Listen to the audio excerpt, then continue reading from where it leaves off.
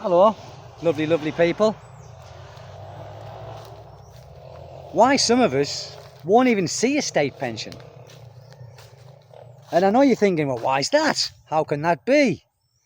Well, in the UK, they've raised it from 66 rather, to 67, and there is talk about raising it to 70. Now, realistically, statistically, because of the work environment is changing drastically, and it's changing not in a good way. Your employers are demanding more from you. You're more stressed, and I don't mean this to be a downward video. It's just an honest video. It's honest, and you can look at it as statistically if you like. I already have. So the workplace is changing, people. Our lives are changing, and it's changing in a way where many people now are not as healthy as what previous generations was. And one is because we're not as happy as what we used to be, because we have this constant worry, paying your bills, paying your mortgage, paying your rent, high electricity, high gas, high everything. And of course it takes its toll.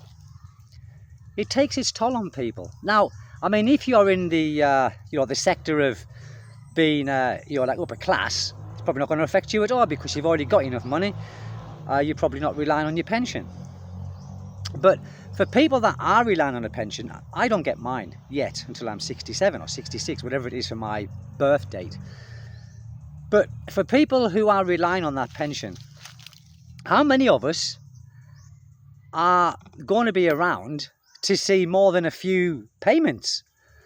And I'm being honest to you, people. You might be thinking, well, what's he talking about? It's true. It's true, because they raise in the ballpark all the time. Now, diabetes, for an example, it's at the highest it's been for, I think, ever been.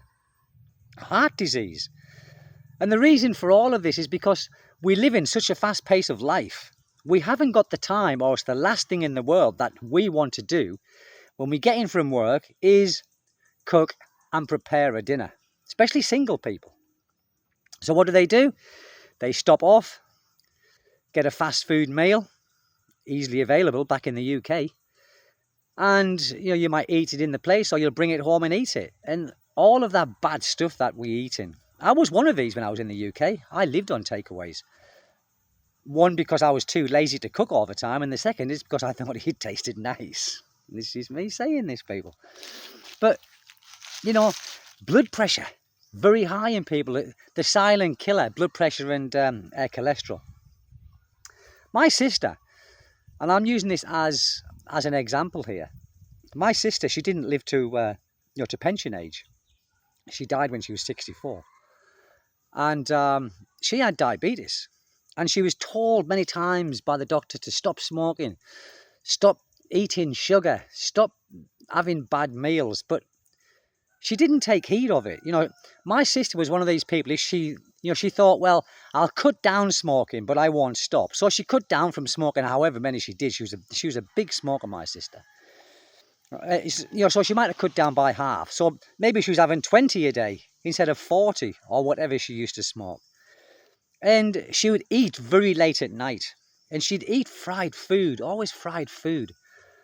So she had diabetes, and it got worse, and she had to have her legs amputated. And that scared me, because I thought, well, I'm in the bloodline here. So it scared me to take care of myself a little bit more. Now, I'm slim. My sister was rather large, but that doesn't mean to say I'm fit on the inside, does it? But pension ages, they keep raising this age when we can retire from work. Most of us, especially if you've been in the construction industry, your body's knackered.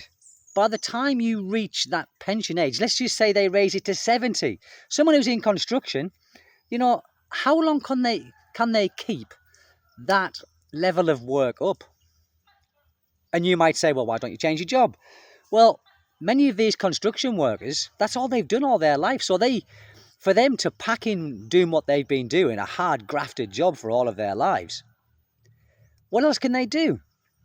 You know, work in a factory, they're not going to do that. You know, they've worked outside all of their lives. They're not going to go and, you know, like, and you'll get themselves, you know, like a chicken in a coop, working on a production line or something like that. And again, as well, I know there is an Equal Opportunities Act in the UK, and they aren't meant to relegate age, but they do. They do. Of course they do. So someone's been working on construction, and I'm using this as another example. You know, their bodies are broken and they get to 50 or 55 and think, I can't do this no more. So they go to the job centre, and the job centre as well, there's a job here for, you know, packing something. They might be able to do it, but then they become even more unhappy because they've left behind the crack that they had on sites. Because building site is good crack, people, isn't it? You know, building sites is full of all walks of life, aren't they? You know, and most of them are funny people. Like, you know, they're always cracking jokes, and whether it be rude jokes or whatever, but it's generally good crack. And by the time you get to your pension age, if you do reach that, and I hope you all do, but some of you don't. And I think it's quite a high statistic where people are reaching a healthy age of retirement. Now, you might say, well, that's a bit morbid, this, but it's truthful. So what I'm saying is, the way around this, I didn't do it. The way around this is take care of not only your health, but take care financially if you can. And I mean by not getting yourself in so much debt, being able to save a little bit of money.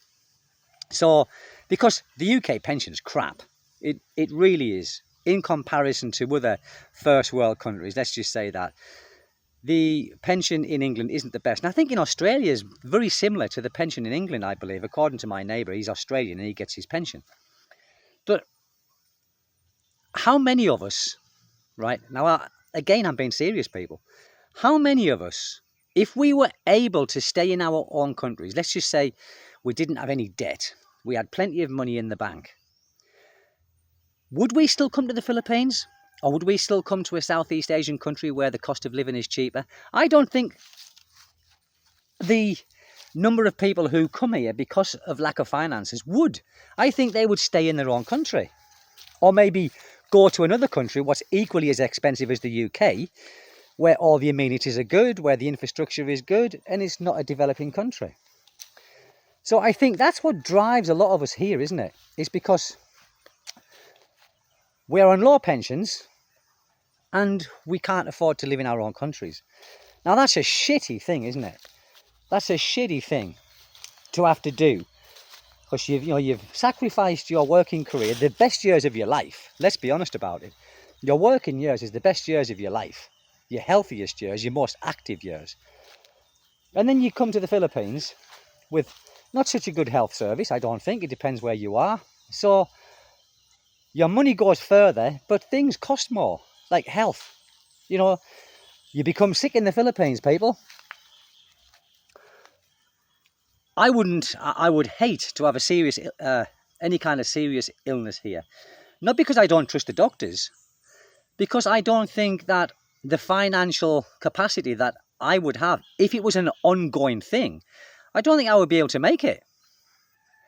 And I said this in a previous video, about a year ago. I said, if I become sick in the Philippines, I would go back to the UK while I was getting treated. I would. Because I just would. Now, I know a few people back in the UK when they did retire. And there's a man called Mick, good man, he was an Irish guy. And again, he was a construction worker. He worked on the roads, tarmacking and all that sort of stuff. Really good crack of a man. Full of laughs, full of jokes. He'd like to drink a Guinness. Who doesn't? if you're Irish. And he reached a retirement age. His body was broken, people. His body was broken. He was walking all bent up. He was just unhealthy. And he only survived a couple of years after retirement age.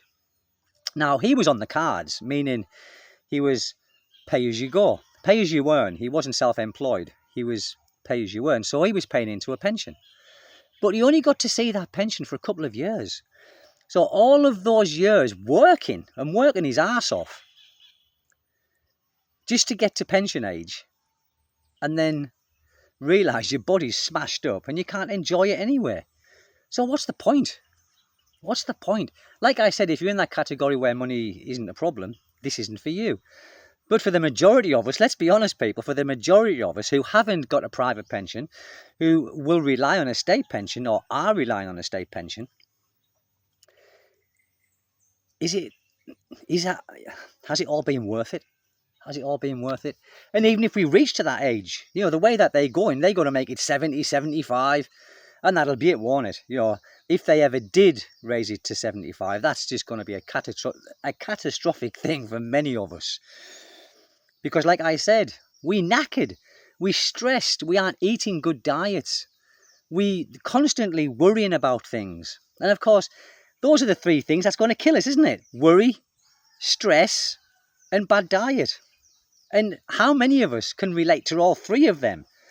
When I was in the UK, I don't think I related to stress as much, but I had a terrible diet.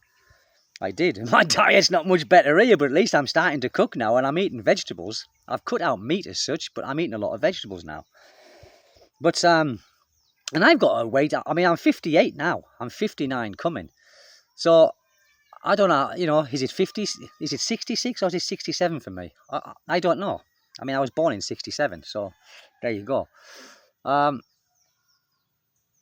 Will I be as healthy? In 8-9 years' time? Of course I'm not going to be as healthy in 8-9 years' time. I'm getting older. But I'm working as much as I can here, and I've got a better diet, and I'm feeling more healthy, than what I've done for a long time. But that's besides the point. The government don't want you to reach pension age. That's the whole thing.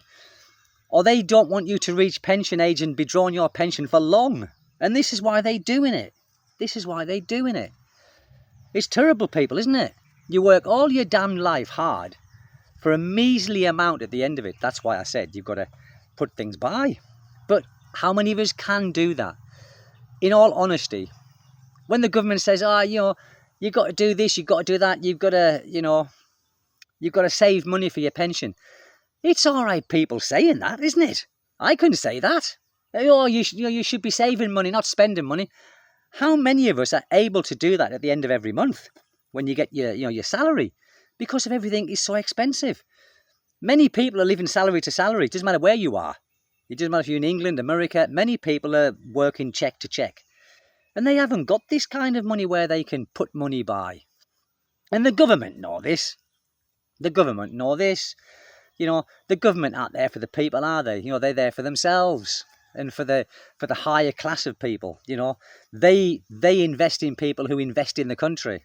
Not what take money out of the country, which I suppose is that's logic, I suppose. But at the end of the day, it's the working class man who makes a country, because he's working, he's earning his money, and he's not putting his money in offshore bank accounts.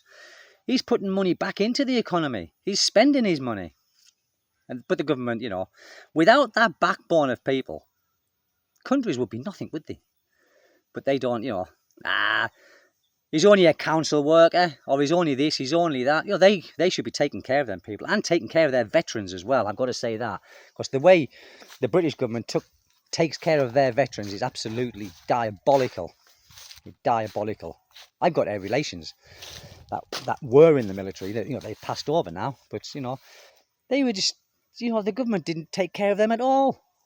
Terrible. But that being said, people, I'm over and out. I'm over and out. I just thought I had to get that off my chest. And I have got it off my chest, haven't I? And I hope you enjoyed it. And it's food for thought. Listen, take care of your health. Try and save a bit of money. I sound like a government worker now, don't I? Take care of your health. Try and put a bit of money by.